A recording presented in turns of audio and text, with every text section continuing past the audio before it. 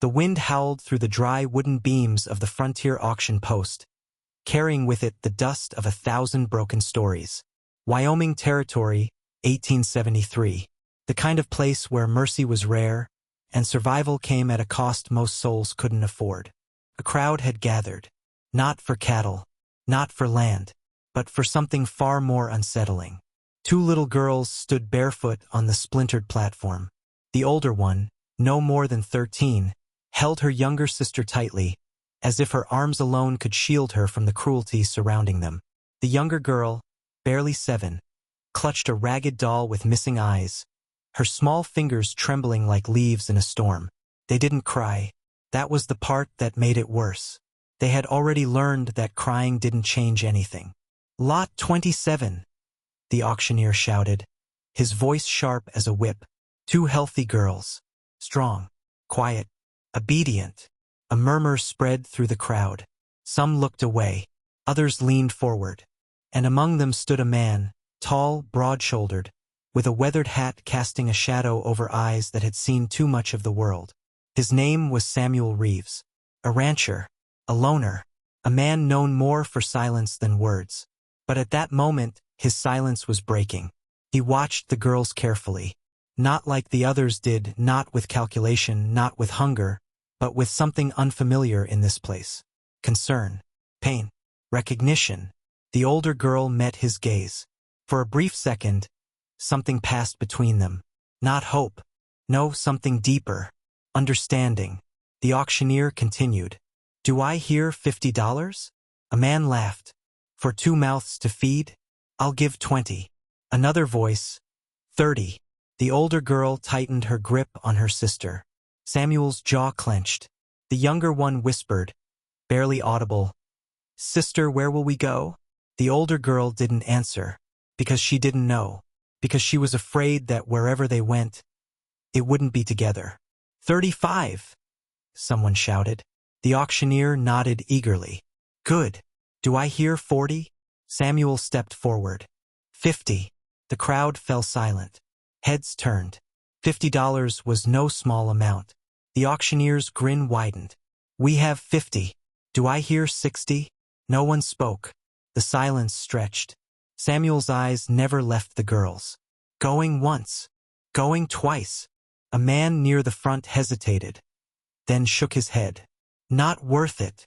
Sold." The hammer struck, and just like that, their fate changed. But no one, not even the girls, knew how much. As Samuel approached the platform, the younger girl hid behind her sister. The older one stood firm, though her legs trembled. "You bought us?" she asked quietly.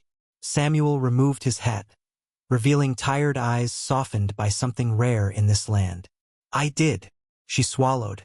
"Will you separate us?" The question hit harder than any bullet. Samuel shook his head slowly. "No." The younger girl peeked out, her voice fragile. "Promise." Samuel knelt down, lowering himself to their level. "I don't break promises." For the first time, the older girl's guard cracked. Just a little. The journey to Samuel's ranch was long and quiet. The wagon creaked over dry earth as the sun dipped below the horizon, painting the sky in shades of fire and sorrow. The girls sat close together, watching him, studying him, waiting for the moment the kindness would fade, because it always did. Finally, the older one spoke. "Why did you buy us?" Samuel kept his eyes on the road. "You weren't supposed to be there." "That's not an answer." He paused, then said quietly, "Because someone should have stopped it." Silence followed, the kind that carries meaning. When they reached the ranch, the girls were stunned. It wasn't grand, but it was warm. A small wooden house, a stable, a field stretching into the horizon, and something they hadn't felt in a long time, safety. Samuel helped them down gently. "This is your home now." The words felt unreal.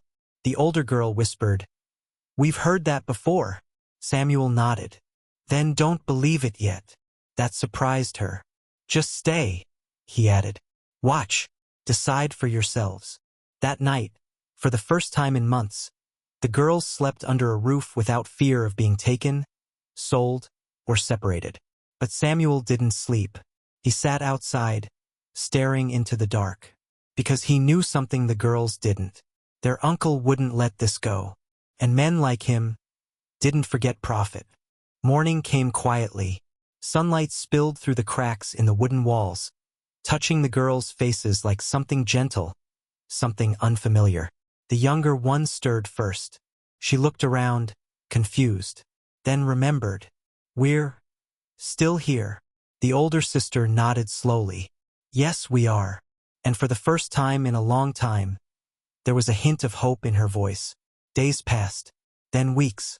Samuel didn't treat them like property. He didn't bark orders. He didn't raise his voice. Instead, he taught how to ride, how to read, how to defend themselves. But more than that, he showed them something they had never truly known: respect. One evening, as the sky burned orange and gold, the younger girl laughed while chasing a chicken across the yard. Samuel watched from a distance. The older sister stood beside him. She laughs now, she said softly. Samuel nodded. She wasn't laughing before. No, Samuel replied. She wasn't. A pause. Then she asked the question that had been building inside her. Why are you doing this? Samuel looked out across the land. For a long moment he didn't answer. Then finally, because no one did it for me. She turned toward him. He continued, voice steady but heavy. I was sold once too. Her breath caught. I know what it feels like. To be treated like you don't matter. Silence. Then she whispered, but we matter to you? Samuel met her eyes. Yes. And that single word changed everything. But peace on the frontier never lasts. One afternoon, a group of riders appeared on the horizon, dust trailing behind them like a warning. Samuel's expression hardened. He knew. Before they even arrived, he knew. The girls stood on the porch as the men approached. At the front was a familiar face. Their uncle. A cruel smile stretched across his lips. Well now. Looks like my property found a new home. The younger girl clutched her sister's hand. Samuel stepped forward. They're not your property. The uncle laughed. Everything's for sale out here. Not them. The tension thickened. You think $50 buys you a future? The uncle sneered. I can take them back anytime I want. Samuel's voice dropped, calm but deadly. No, you can't. The men behind the uncle shifted, hands near their guns. The girls trembled. But Samuel didn't move, didn't flinch, didn't back down. What happened next would be talked about for years, because Samuel didn't just fight. He stood for something bigger than himself, for two girls who had been forgotten, for a promise he refused to break. The confrontation ended not with bloodshed, but with something far more powerful. Witnesses, neighbors had gathered, word had spread, and for once, the frontier chose justice over silence. The uncle left, defeated, exposed, gone. That night, the girls sat beside Samuel under the stars. You kept your promise, the younger one said softly. Samuel smiled. I told you, I don't break them. The older sister looked at him, eyes shining. You didn't just save us. She paused. You gave us a life. Samuel shook his head gently. No. You're the ones who made it worth living. Years later, people would still speak of that day, not as a story of violence, but as a story of courage, of kindness, of a man who saw two broken souls and chose to make them whole again.